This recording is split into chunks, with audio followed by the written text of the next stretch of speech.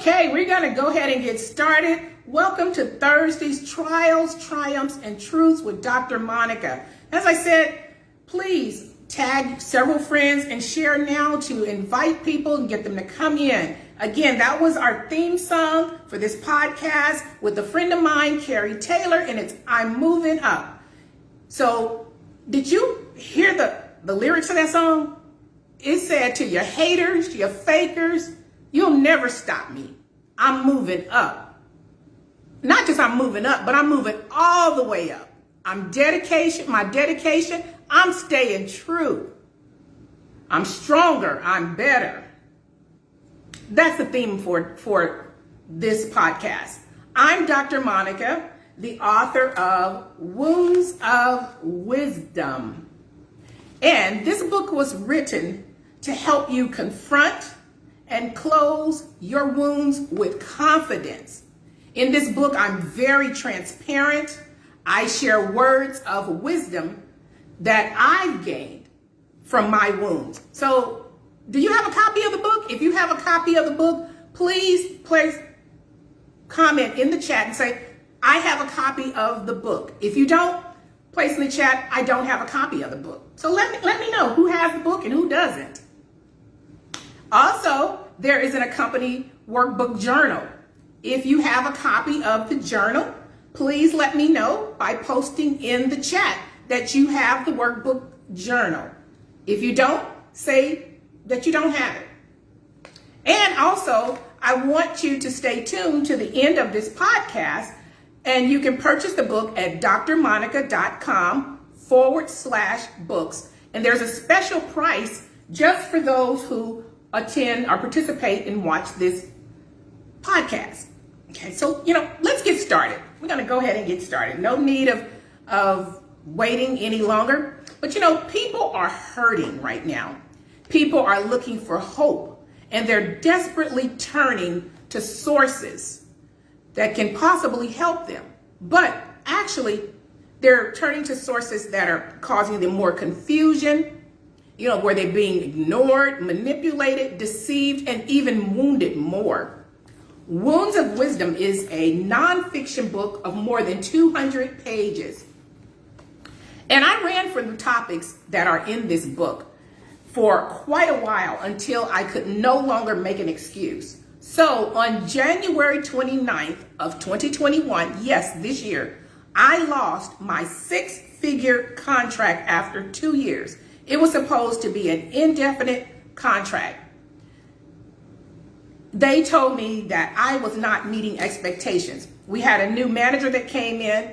And first I was disappointed with that because I knew I can ride this contract until retirement. However, perhaps my timeline for retirement and God's timeline was different. So maybe I'm in retirement now or partial retirement. But you know what? They were partially right when they said that I was not meeting expectations. And let me share why. It wasn't about my contributions to their organization, but I was not meeting the expectations of my assigned purpose. And my assigned purpose in life is to empower, encourage through truth. And the only way to get to that is to go through some things. And truth is very, very freeing. And truth is not easy to receive, and truth is not easy to deliver. And you are not necessarily easy for you to be in that place when you are the person delivering truth, because you're ostracized, you're demoralized, you're called a troublemaker, you're saying you're unable to submit to authority, and all sorts of other things. So 2 days after I lost that contract on January 31st, 2021, yes, this year, I started writing this book. And I wrote this book in 7 days. I wrote this book. I started writing when I first woke up until the time I went to bed, pretty much. So I wrote for 8 hours to 10 hours for 7 straight days. I didn't have to really consult with anything. Information just started flooding my head. Memories. And when I get overwhelmed in my memories, I write. I'm a journalist. I love to journal. So therefore, I poured all of this out in 7 days, not knowing that it really was going to become a book. And so not only did I write the book in 7 days, there are 7 chapters in this. And if anybody knows anything about the Word and the Bible, 7 is completion. And so the first thing I want to do is I want to read the prologue from this book. Life's wounds are painful. Surviving them is a blessing when you can learn to release the pain and use those experiences to help others, which is the purpose of this book. People look at where you are today and decide to dislike you. They erroneously conclude that your life is a bed of roses. They covet what you have, gossip about the conclusions they've drawn about you without any proof or valuable interaction, and they feel totally justified. They want what you have and who you have. They fail to realize that you've worked decades and survived great trials and tribulations to reach where you are today. They want your glory, but may not necessarily be able to withstand your story or the wounds that you sustained. So that's the introduction, the prelude to this book. And 2020 was a difficult year for most of us. And you know what? For me, it was actually my best year ever in 56 years. In 2020, I learned to focus or to refocus. I learned to focus on what was important to me and for me. I chose to distance myself from anything and everything that disturbed my peace, my sanity, and my health. There was so much going on in the world in 2020, as we all know, and it's still going on. Political, religion, the virus, exposure of the true characters of people, the hearts of people, or the lack of heart of people, deceit, poor leadership, evil, ugly, half-truths, and blatant lies. And we're not just talking in political arenas, we're talking across the board, whether it was the politics, whether it was church, whether it was in your family, whether it was spouses, it was running rampant in 2020. However, I had to find a way to get away from all of that noise, and I discovered a peace that surpasses all understanding. So today, this podcast, we're going to talk about chapter 3, which is friends' wounds. And if you lost a friend, at least one friendship in 2020, particularly somebody that professed to be a Christian, give me a thumbs up or a heart. Let me know. If you lost at least one friendship in 2020, let me know. Give me a heart, say something, give me a comment. If you weren't, you were fortunate. I found myself losing several friends in 2020. Exposure of true characters. And I am going to read the first couple of sentences from chapter 3 of Friends' Wounds. People whom we call friend are often the very ones who hurt us. What do you do with that pain? That's the question how chapter 3 starts off. What did you do with that pain? Did you cry? Did you go out of your way to try to maintain that friendship? Did you simply just go into a state of shock? Did you retaliate, slander them, gossip? What did you do? For me, I went into just a state of shock over what people would do. I'm usually not surprised by what people do and what people say. However, sometimes when they're friends, you give them a little bit more. You allow them get closer to you. And for that reason, those that are closest to you are the ones that can hurt you the most. And sometimes they are. So I discovered this, and you were reading the book that in 2016, there was a clear shift in the world. We saw an unlikely candidate become president, but not only in 2016, my world was rocked to the core. And I know that many other people have stated the same thing. And 2016 was just a shift. So I'm going to get back to chapter 3. And in chapter 3, I speak of 5 different friends that I've known 20, 30 years. I'm going to mention just discuss 3 of them. And perhaps it will help you with some of the losses that you've sustained with your friends. You know, some of these comments and things that I went through with friends were very petty. I mean, extremely petty. I mean, when I say petty, petty. Immature, from immature people in their 50s, okay? Seniors, self-centeredness. And, you know, sometimes we try to make excuses for people. And I'll touch on that in a minute. But let me get back to these 3 friends. I had a friend send me a text saying, I don't want to be your friend anymore. Really?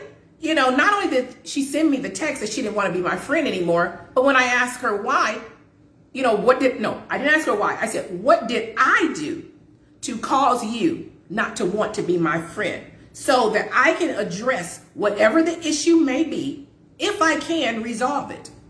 And I said, because I really would hate to lose you as a friend. Her response to me was, I hate to lose you as a friend too. That was the end of that text. So, you know, again, this was someone I had known 30 years. And so, again, that loss, and you're looking for reasons. Sometimes you can ask questions that you'll never get answers to. And sometimes you have to just step back and not even try to look for an answer. Some things you're just not going to get an answer to. They're moving on and you're the one that's stressed out. I had another friend. I called this friend because I was truly in need. I was in a state of being hurt to my core. And you'll read about some of those things. I just needed someone to listen to me. I didn't need anybody to solve the problem. I just needed an ear that I can trust that wouldn't go and spread the gossip, can hear my heart, hear my hurt to release it. Because when we don't release our hurts and our pains, we internalize them, and that causes health issues. Not only health issues, mentally, physically, and spiritually. So when I called this person and I left a voice message for this person saying, hey, I need to talk. This is what's going on. I never received a call back. Now, I've been knowing this person for over 20 years. A few weeks later, I get a text.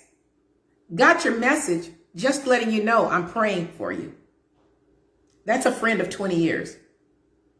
Now, it's been at least a year, over a year and a half. She has not picked up the phone to call me. Then I had an event, or went to an event, had another friend, and I made her late. Okay. It was my fault. I made her late. I apologized for that, for making her late, but there was nothing I could do. And when I got back on track, we proceeded to go to the event.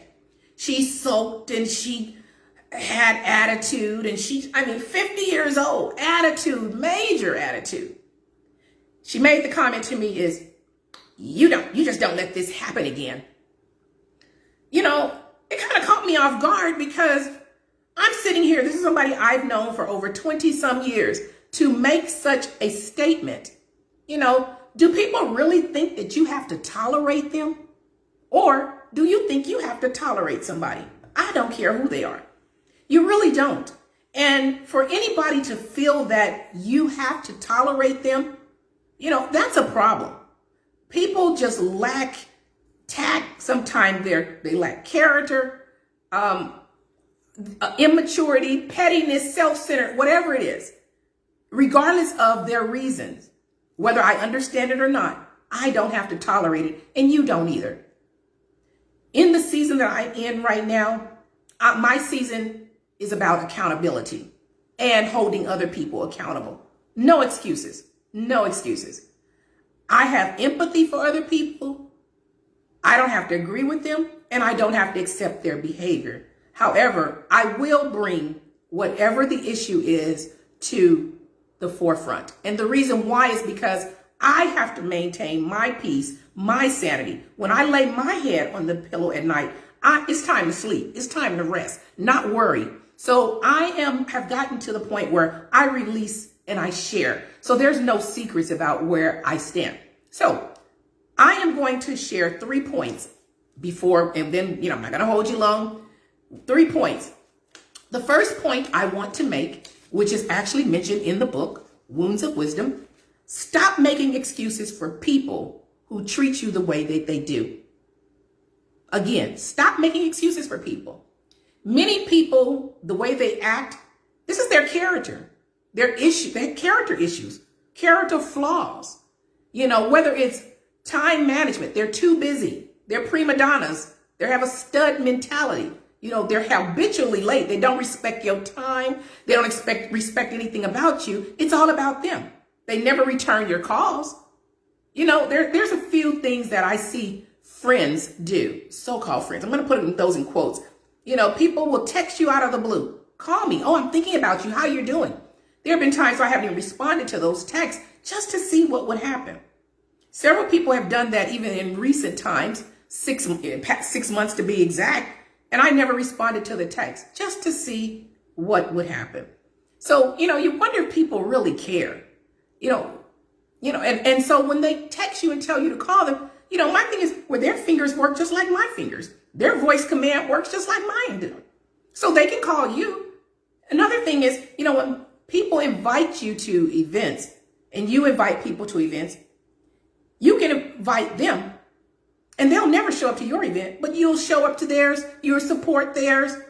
And, the last time, they'll say, well, you live too far. Really? Well, here's the last time I checked, the distance from my house to your house is identical for the distance from your house to my house. But for some reason, people think that friendship sometimes is a one-way street. Here is another statement that really irks me. People have good intentions. What good are intentions? I just want to know. I'm not trying to cause any problems. I just want to know. People say people have good intentions. What are intentions? What exactly can intentions accomplish? Please, if somebody can tell me, please let me know. Or here's another one. He or she didn't mean it that way. How do you know? Are you in their brain? And so again, we make excuses for people. Too many excuses. And these things, we continue to do these things. And these are very things that contribute to our wounds. And I entitled this chapter, Friends Wounds. And this is a lot of things that contribute to my friends' wounds. The second point I want to make is, people will make time for what and who is important to them. Period. With a T. Period. Again, I'm going to say people will make time for what and who is important to them. So if they're not making time for you, perhaps you may have to accept that you are not as important to them as they are to you. But for the right motivation, whether it's money, whether it's talents, whether it's skills, they'll show up. So, people, it's just amazing. I just made this statement to someone who said people have good intentions. Oh, people are busy. And I said, no, they make time for what and who they believe is of value to them. They don't treat their bosses like this. They don't treat certain other people. So my thing is, hey, if you don't value me, I'm good. Don't make excuses, but hold yourself accountable. And that's the problem, I think, in the world today. People do not want to be held accountable at all. Whether it's family members, whether it's in the church, a Christian, a non-Christian, politics, people do not want to accept accountability. But there's consequences to all of their actions. The final point that I want to make is, you are in control of how you allow people to treat you. It's a choice. People cannot do to you what you do not allow them to do. And you don't have to put up with it. And, that may sound a bit arrogant. It really isn't. You are responsible for your mental health, your physical health, and your spiritual health. You cannot help everybody. People will manipulate and deceive you to get you to do what they desire or want you to do, and make you feel bad about it. But again, listen to your gut. Throughout the book, I talk about paying attention to that inner voice, your gut, and following it. And sometimes it's not easy because it goes against the grain of what everybody else thinks and feels. So I'm going to read 2 words of wisdom from the book on page 47 of Friends Wounds chapter. Wounds of wisdom number 18 is stop calling everyone friend. You know, there was a song by Houdini, Friends, how many of us have them? Friends, ones you can't depend on. Let's be friends. So if I can call you and ask you to call me, or empower and trust you with something, and you don't come through, I can't depend on you. That's not a friend. So I learned to stop calling people friends. You know, maybe I call them an associate, an acquaintance. You know, I learned that there are different categories of friends. Seasonal friends, back and forth friends, which I don't do. You either in or you out. You're a friend or you're not. Bottom line, we're too old for this. The word of wisdom number 19 is stop trying to be friends with people who do not desire to be the kind of friend that you want. Emphasis on you want, not they want. You have to live with yourself. So that's the conclusion of this podcast. I just wanted to share a little bit. And if you found this brief podcast to be encouraging or enlightening, share it, please. You know, and also go and purchase the book from drmonica.com/books. Only if you're going to read it. I'm not trying to pitch books. This is a book that I believe must be read. If you're not going to read it, or you don't know someone is going to read the book, please don't purchase it. I'm not trying to get rich off of books. This book is a book that I believe should empower you to make some changes in your life to heal. So earlier I mentioned if you stay on the podcast to the end, if you purchase the book and the journal, or just 2 items on the website, it can be 2 books, it can be 2 journals, by midnight Pacific Standard Time on Friday, which is tomorrow, August 6th, 2021, deduct $5 from your total. And again, you can purchase the book at drmonicajackson.com/books.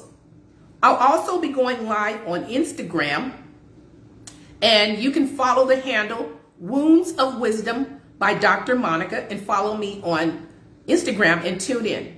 This concludes the Thursday's Trials, Triumphs, and Truths with Dr. Monica. I want to thank you for tuning in, and we're going to end with our theme song, I'm Moving Up by Kari Taylor, again spelled Kari, and you can find her online at KariTaylor.com. Join me each Thursday at 4:45 Pacific Standard Time for this broadcast. But I want to leave you with this final thought. Until next time, don't allow anyone to disturb your peace, and don't you disturb anyone's peace for the rest of the day. Again, thank you. Have a great day. And let's just groove to Miss Kari Taylor's I'm Moving Up.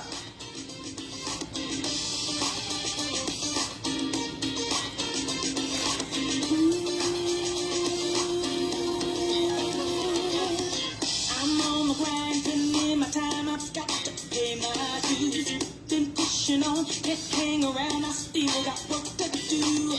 Been working hard, I'm doing my part to make my dream come true. Not holding back, I'm on the track to my breakthrough. My breakthrough, dedication, staying true to what I love, encouraging and helping people heal. It's got haters and fakers. You'll never stop me. I'm better. I'm stronger. And guess what? I'm moving up. Hey! All the way up. Not partially, all the way. And I encourage you to move up. Hey! I can't sing and I wish I could. So until next time, next Thursday, stay at peace. And stay ready. And stay a lady or a man if you're a man. Okay?